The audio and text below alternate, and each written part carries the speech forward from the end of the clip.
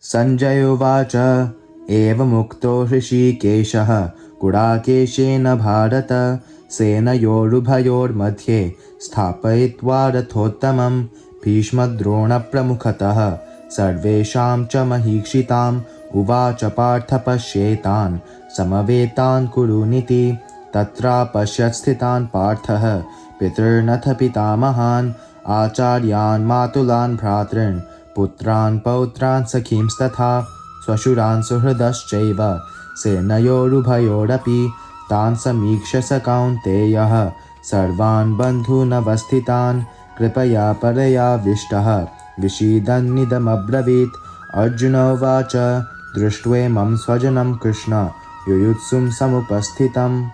Sanjaya said, O descendant of Bharata, having thus been addressed by Gudakesha, Arjuna, and Hrishikesha, Krishna, he drove the magnificent chariot to a place between the two armies.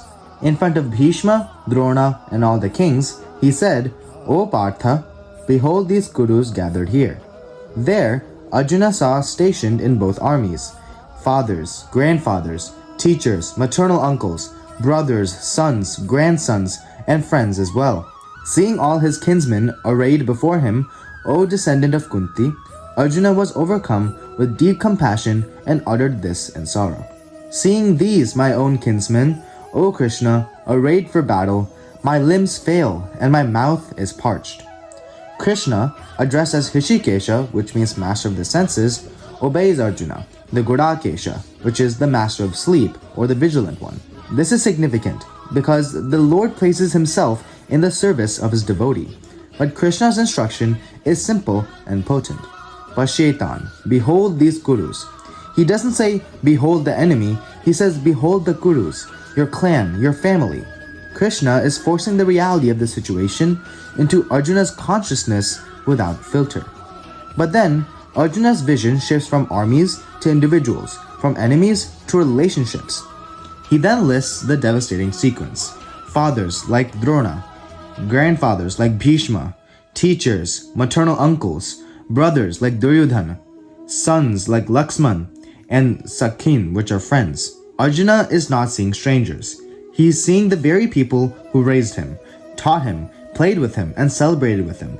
The bonds of affection, which is sneha, that naturally arise from these relationships, now flood his heart, completely overwhelming his warrior's resolve. Finally, the physical and emotional reaction occurs.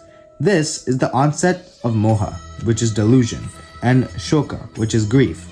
His limbs fail. The body reflects the paralysis of the mind. His mouth is parched. Speech, the faculty of decision and action, is drying up. The word paraya is key. This isn't ordinary compassion, it is an excessive, misplaced compassion for the bodies of his kinsmen, binding him to his duty toward their eternal souls. He is overcome by mamatva, the sense of myness, for their temporary physical forms. This is a masterclass in how attachment works. Arjuna's crisis didn't start when he saw the army, it started when he saw faces.